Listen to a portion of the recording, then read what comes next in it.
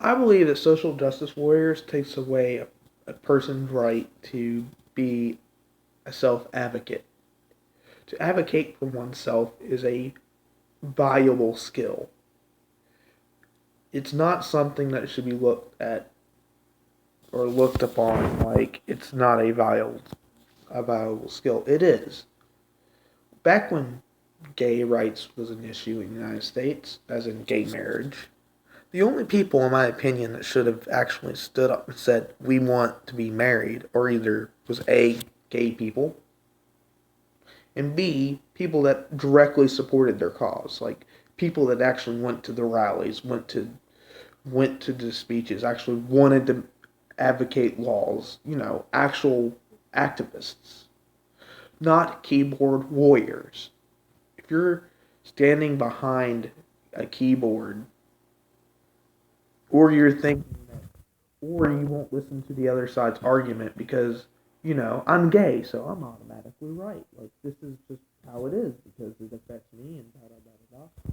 Your point, if you think that way, that just because you happen to belong to a small selection or minority group, or you're in the in group, that you are the spokesman for the whole cause, I'm sorry, that's just not how that works. I'm a straight white male. If I thought it would be absolutely wrong for me to go outside one day if the laws changed and say straight white people couldn't vote to become second class citizens, it'd be completely wrong of me to go outside and voice my opinion like it's the opinion of every straight white male that ever lived. And that's the problem with social justice warriors, is that they act like their opinion is the only valid opinion. And that's just wrong.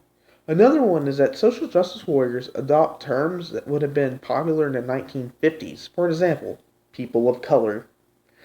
Now, the first time I heard people of color, POC by the way, as it's called, I was first exposed to this term from a 1950s movie, or was it 1930s? I know the term was also in Gone with the Wind, by the way. But anyways, the term is racist. It is way racist. Like, instead of saying, "Oh, I'm African from Nigeria," or "I'm Filipino," or "I'm Korean," instead of identifying with your nationality or your race, which is, by the way, race is just a social construct.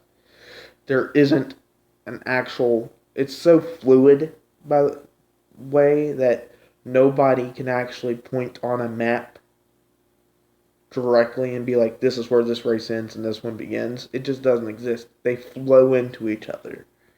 It's Which means it's on a spectrum. Yes, you can look at a black person and be like, he's black and he's white, but you could never, for an example, go to a geographical area and pick out when a person goes from becomes black or becomes a white person. It's just, as I said, it's too fluid. Gene flow is so fluid that actual race is just a construct, but it's a useful construct in some cases. But to group these people as people of color takes away their own identity.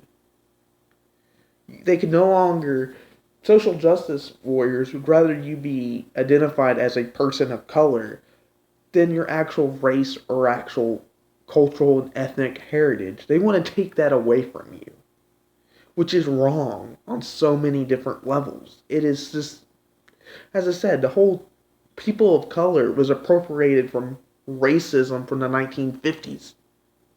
Back then, if you were not white, you were labeled as a person of color, which meant that all people of color are the same, which isn't true. It is that fundamental racism that drives these bored middle class to high class college privileged little fucks. I'm sorry, I just have to spill it out what they are. They are privileged, so privileged that they don't even realize that their ability to complain about the issues they can complain about means that they actually have time to sit down and think about them. Matter of fact, social unrest is a sign that a society is stable. When they start when you start going into like freaking like moral crimes, it's a sign that your society is stable enough that you're able to sit down and actually think about it. You go to some third world country and you ask them what their major problem is, they're going to say food and water. They're not going to care about the word, if we should call women bossy, or if or the fact that women aren't portrayed right in video games. That's a first world problem. The problem if you're worried about if you go to like a third world country like the Middle East and you talk to a woman is that their problem is that they don't want to be raped by some warlord. That's way bigger of a problem than media representation of women. That's what the problems of the world are. The problems of the world aren't first world problems. And since, but society is so stable now that little rich middle class fucks who think that they're disadvantaged and that the white man is privileged are willing to take away their own identities to conform to a social justice. And that's just sad.